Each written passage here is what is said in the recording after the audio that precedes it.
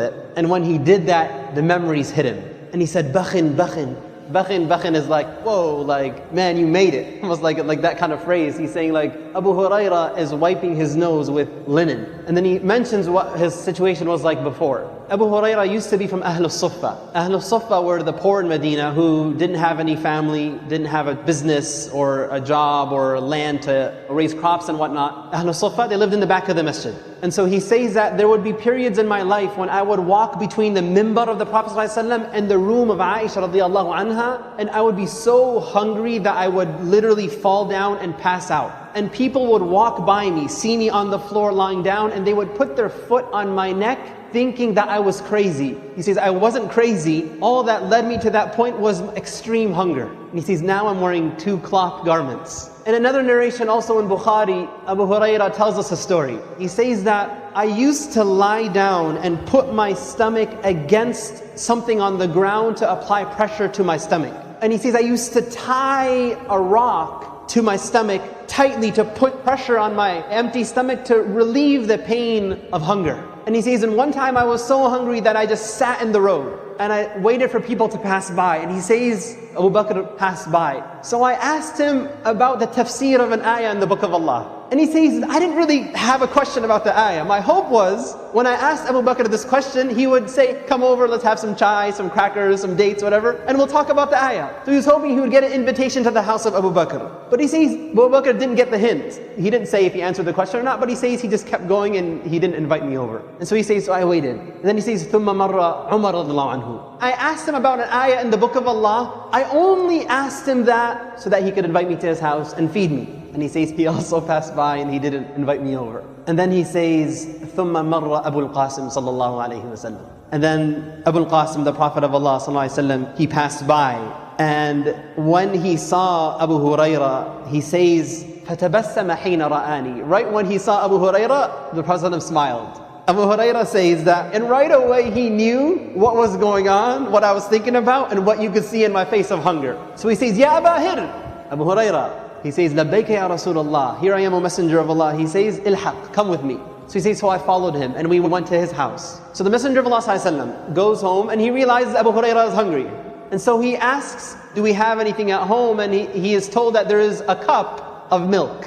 So Abu Huraira is like, okay, alhamdulillah, the Prophet ﷺ knows what's going on, I'm going to get my meal for the day. But then the Messenger of Allah ﷺ, he tells Abu Huraira, oh Abu Huraira, go to Ahlul Suffah and call all of them over. We're going to have a big party inshallah. Now Abu Huraira is narrating the hadith himself and he's being completely honest here, right? He says, فَسَعَانِي ذَلِكَ.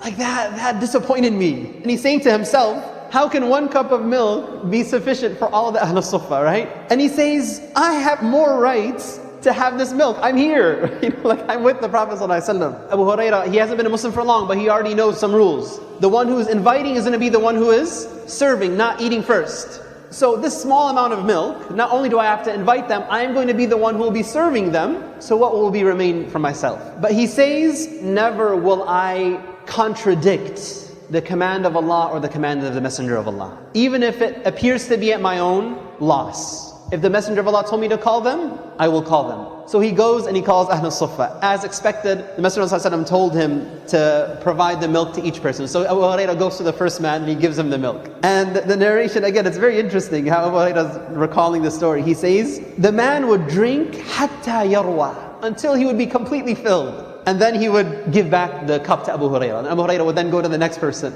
And the next person would drink and drink and drink until he was filled. Until finally everybody from Ahlul Suffah drank.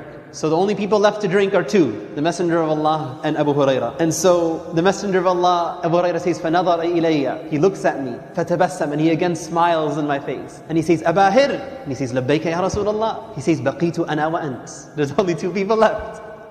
And Abu Huraira is thinking, who's the milk for, right? So the Messenger of Allah tells Abu Huraira, drink. And so he drank. He finished drinking and he gave it to the Prophet. The Prophet said, drink again. And he drank again. And then he says, the Prophet kept telling me to drink and drink and drink until he says, O Messenger of Allah, I swear by the one who has sent you with the truth, I have no space left to drink the milk.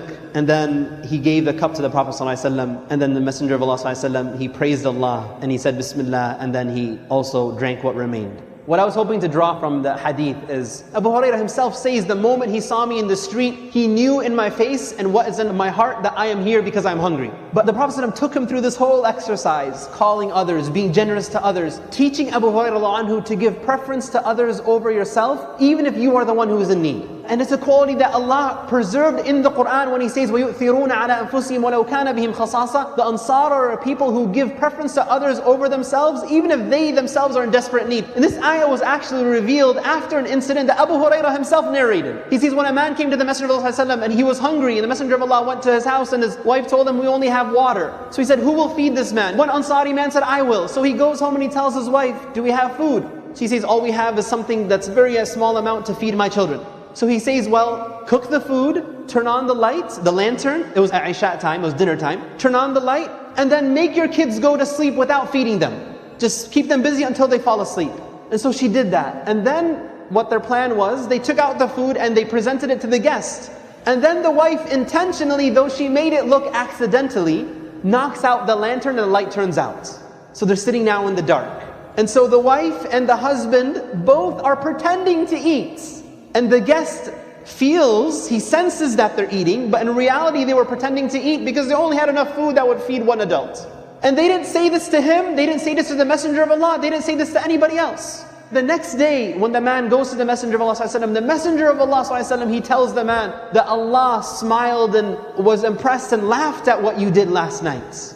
He didn't say anything to the Messenger of Allah. This was a secret deed he did between him and Allah. The spirit of a believer is not just giving preference to others over themselves, but doing so in a way the person doesn't sense that you're doing them a favor. That the deed is so hidden that Allah revealed an ayah to expose what the man did when he said, وَيُؤْثِرُونَ عَلَىٰ أَنفُسِهِمْ وَلَوْ كَانَ بِهِمْ خَصَاصَةٌ. That they give preference to others over themselves even when they are in need.